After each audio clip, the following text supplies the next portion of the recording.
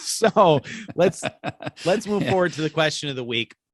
Now, this week's question of the week is one that I'm going to bet we're going to have to rely on the research that I did in like 20 minutes before this, because I'm going to bet you don't have an answer for it. Something I looked at a little bit, but I thought was really fascinating. So I thought it was worth talking about, even if just to get your reaction. How much are we betting on this? I am going to bet 3 loyalty points that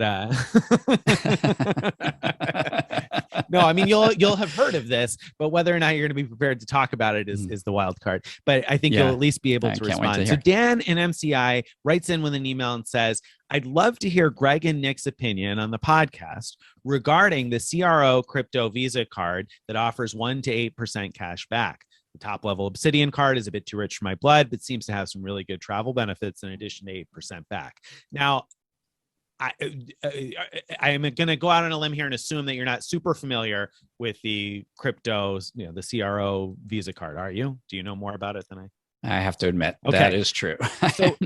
So CRO is a cryptocurrency, and this is not my realm of expertise either. So what I know about this is what I've been hearing about it. And I do belong to some cryptocurrency groups and invest a little bit in cryptocurrency. So I have a cursory knowledge of this card, mostly because I've had the feel of missing out. I mean, whatever the opposite of FOMO is after you've missed out. When you know you missed out, that's kind of the feeling I've had for a long time, because the time to get into this really was like a year and a half ago almost. So maybe remorse on missing out. That's perfect. I don't know why we don't have that. Now you do. They just coined a new term, remorse on missing out. Okay. There we go. So the deal is here, CRO is a cryptocurrency. And again, if you know a lot about cryptocurrency, forgive my simplistic explanation. But the idea with the Visa card is that it's a prepaid card. So you load money to it and use it. And then the rewards you earn depends on staking this cryptocurrency, the CRO. And so staking it is basically like you're depositing it so they can loan it out to other people and make a profit on loaning it out when people do their shorts and things like that. So you have to stake an amount of money in order to earn rewards. And so, depending on how much you stake, the rewards go up. And the Obsidian level, the top level that he mentioned in the email, I'm going to say we're not even going to waste time talking about. It is an 8% cash back card then, which, sounds great and wonderful. And it comes with a bunch of amazing benefits, but you need to stake $400,000 in order to get that. So that's that's not happening probably for most people listening. So the 2 levels that I really want to talk about here are the Royal Indigo or Indigo Green, which is 3% cash back and comes with a couple of benefits. That requires staking $4,000. And so you've got to buy $4,000 of this cryptocurrency that maybe you've never heard of and agree to leave that and not touch it. So essentially it's kind of like a CD or something where you're locking up the money, except it's not FDIC insured or anything. You never know when the cryptocurrency is going to crash, but you got to lock up $4,000 and you'll get 3% cash back on this prepaid card. And side benefits, you'll get Spotify subscription cost reimbursed. So if you pay for Spotify, you get that back. It's like, $14 a month, I think, is the reimbursement on that. So $14 a month you get from that. Netflix gets reimbursed 100%, and you get lounge access, airport lounge access with this card. So for staking $4,000, that's what you get.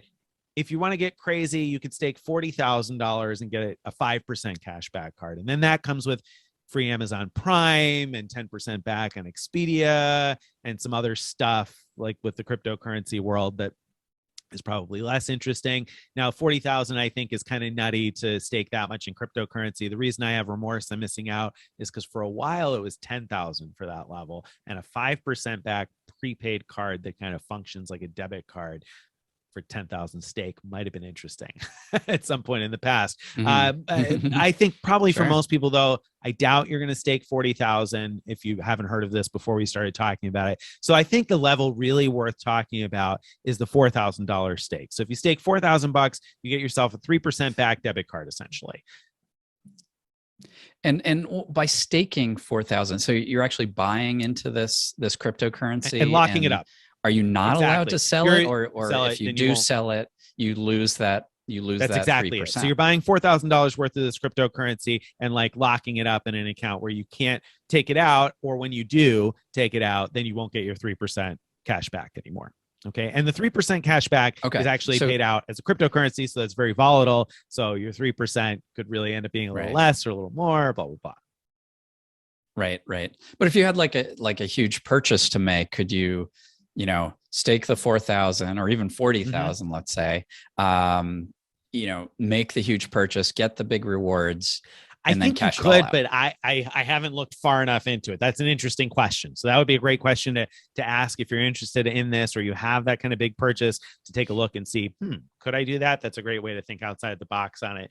I think it should be possible. The one thing is that they've changed the staking levels. Like I said, that level for the 5% back was 10,000 at one point. Now it's 40. And so I know from reading the rules that if you unstake and then you restake, you'll need, like, if you were at stake 10,000 in the past, you still have that 5% cash back card. But if you take that out and then you go to restake again, you have to restake 40,000 to get 5% again. So if they change the levels and you want to get back in, then you're out of luck if you've gotten out. So sure.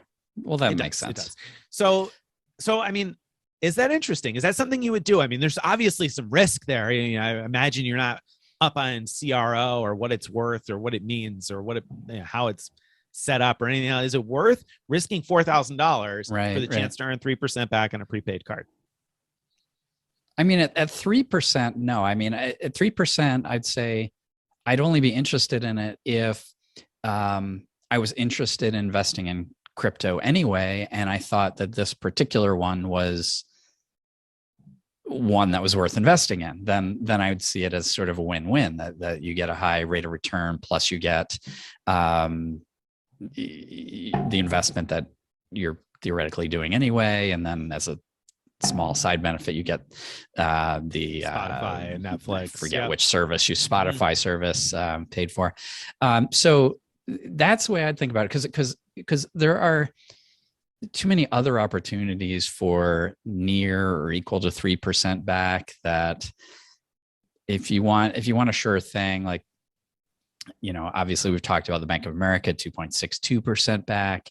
If you have 100K invested with Merrill and or Bank of America, there's the X1 card. If you just spend 15,000 a year on it, you get 3X everywhere.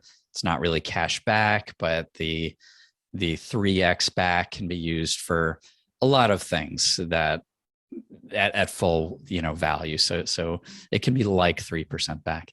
So that's kind of the way I think about it. I mean, I think the bigger question is the 40K level, if that's worth. So wait, before you hit the 40K level, because I'm curious to hear what you have to say about that. Before you hit that, I want to mention that. So when I initially looked at this, I was like, oh, you're locking up $4,000 and you're not earning whatever interest or that sort of thing on it. Except if you do pay for Spotify and Netflix already, the Spotify reimbursement is $14 a month, if I remember correctly.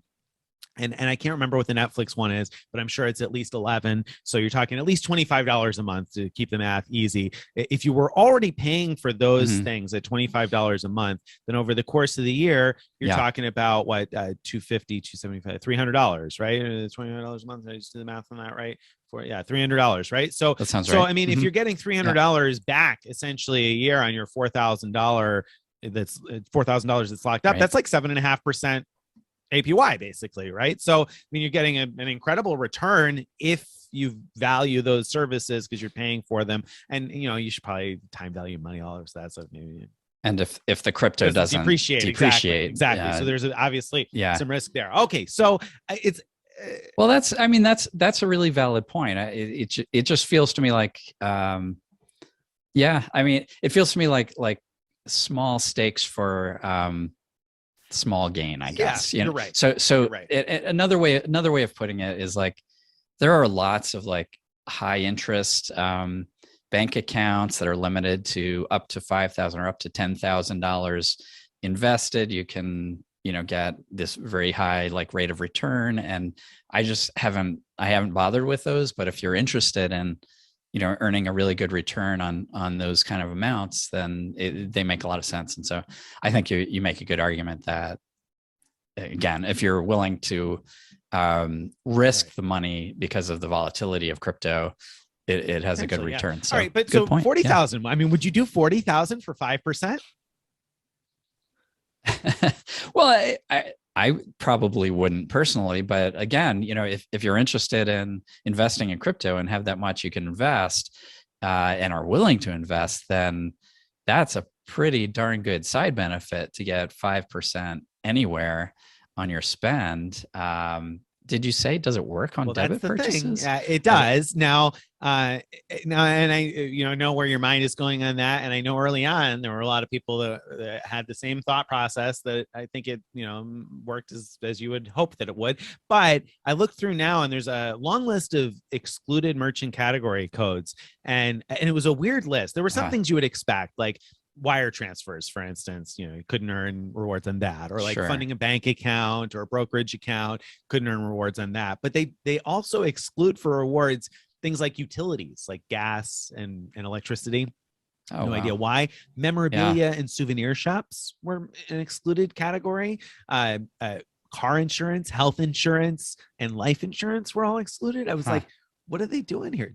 Department of Motor Vehicles was excluded, and I was like, what, why? I don't even understand why. But so there were some things that were excluded. So but taxes, I didn't see in the excluded list of things. So I mean, there might be some other potential uses. I mean, because again, it's a prepaid card, so it effectively functions like a debit card. So kind of interesting. And I mean, I guess if you're rolling in the dough and you can put 400 grand in to get 8% back, I mean, again, by the same logic, I suppose maybe it's worth it. And at that 400 grand level, you also get like 10% back on Airbnb, but I think it's capped at like $100 a month or something like that. So there's some, some caps on some of those things. Yeah.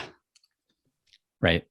It's very interesting. Very interesting. Yeah, I don't know. I haven't looked into crypto enough to, certainly not to feel comfortable in investing any significant amount of money in it. And don't know if that would change if I got to know it. Yeah, I mean, I've had on my list of to-dos to sign up for this, like the $4,000 stake for a while, just because I've been kind of intrigued by the whole thing, and I haven't done it. And now that we got this email, I'm more curious about it to write a post about this. So we'll see. Maybe coming to a blog near you sometime soon. So thank you for the question, Dan, because I think it's an interesting topic. I hope so.